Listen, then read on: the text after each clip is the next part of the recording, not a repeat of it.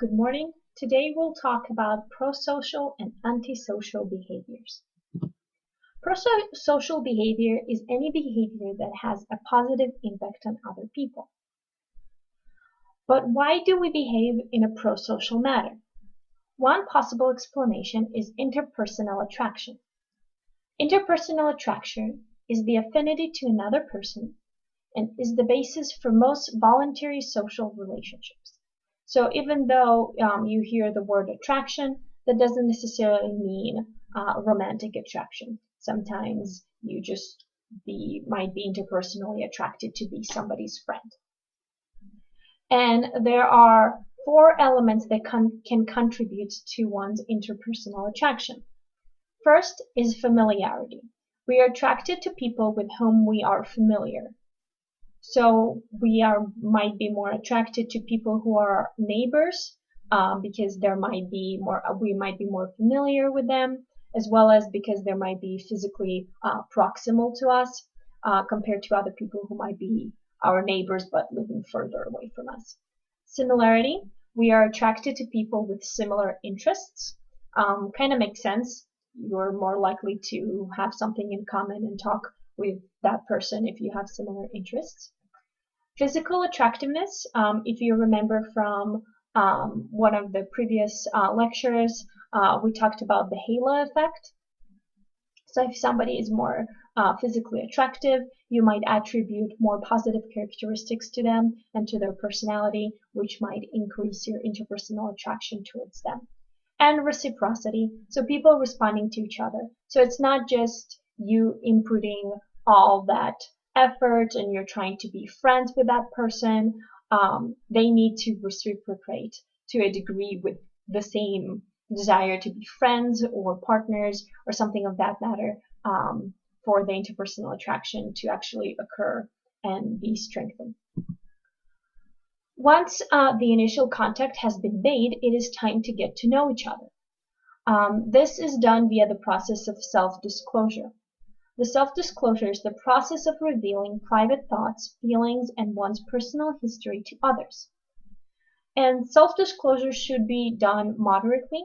So we can all imagine if somebody is just gonna approach to us and be like, hello, my name is Sarah, and just start giving us all their personal history. We might be kind of thrown by that. So it needs to be done moderately and slowly to a certain degree. Also, self-disclosure leads to trust, intimacy, reciprocity, and positive feelings. So if somebody is, sharing, self-disclosing to you, you might be feeling more closer to them. The book talks about the love triangle, and before I'm going to be talking about what it is, I want to mention what it is not. So this is not the love triangle. That is not it. Definitely not.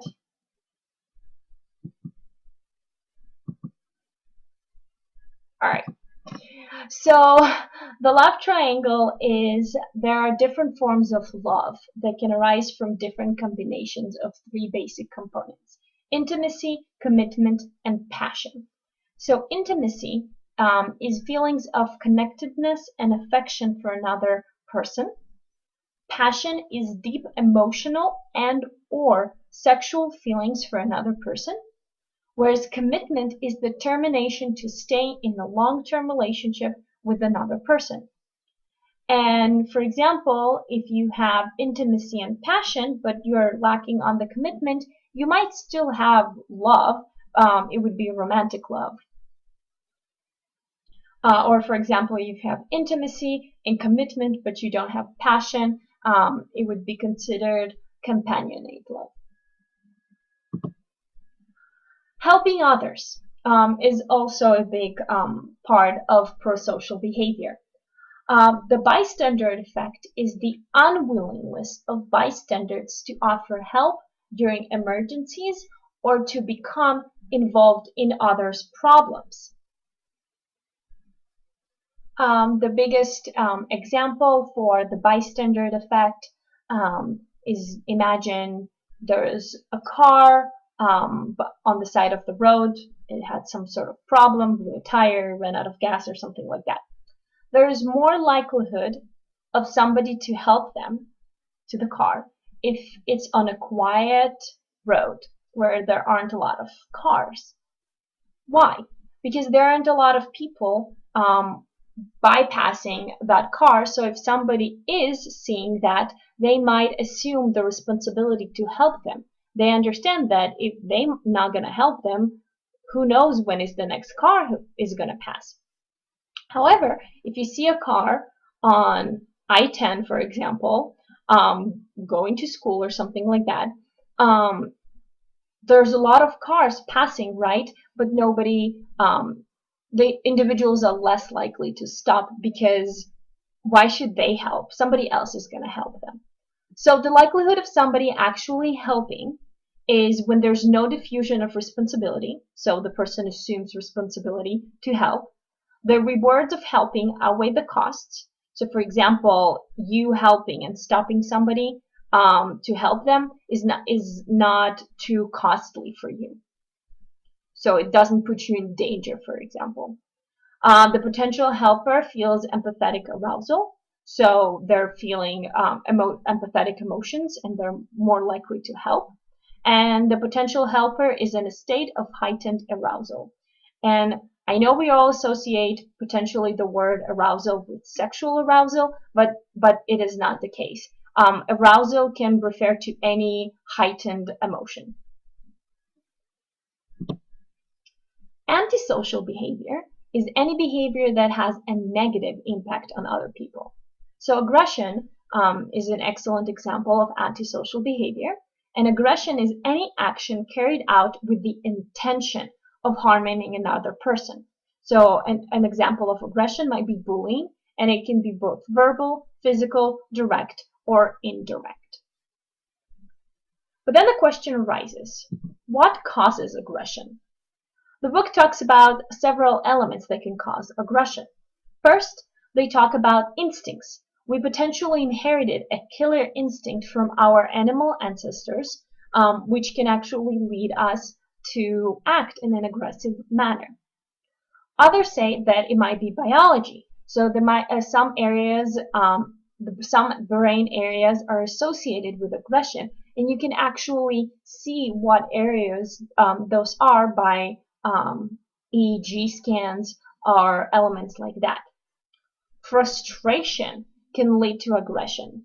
Not always, but definitely an individual is in higher risk of behaving aggressively if they're frustrated. And finally, social learning. We learn to be aggressive by observing aggression in others. There was a study done on kids watching adults behave aggressively to a doll, and the kids actually learned and mimicked that aggression that they saw done by the adults towards the doll. Prejudice is another antisocial behavior. It's a negative emotional attitude held against members of a particular group of people. And prejudice can lead to discrimination, which is an unequal treatment of people who should have the same rights as others. So prejudice is different from stereotypes, right? Because stereotypes, though can be negative, they can be also to a degree positive. Prejudice is when you're actually having negative emotional attitudes towards people, most likely based on a certain stereotype or based on their being part of that particular group. And then the last module you had to read for this part was the about talking about multiculturalism. And in order for us to live in a more tolerable and acceptable world, I thought it was very important to talk about some things that we should always keep in mind. So I think it's very important to be aware of stereotypes. Stereotypes do exist because we let them exist. And yes, stereotypes are easy because they don't require us to actually cognitively evaluate the person as a person. It's easier on us to just stereotype people. But if we want to live in a more tolerable and acceptable society, we need to first be aware of these stereotypes. Then we need to seek individuating information. And individuating information is information that helps define a person as an individual rather than a member of a group or social category. So stereotypes of somebody being a woman, instead of just looking at that person, oh, she's a woman, she should bring us some sandwich or something like that in a stereotypical manner, we should seek individuating information about that individual. Don't fall prey to just world beliefs. Just world beliefs are beliefs that people generally get what they deserve. So good things happen to good people, bad things happen to bad people. That is unfortunately, or not unfortunately, it is what it is.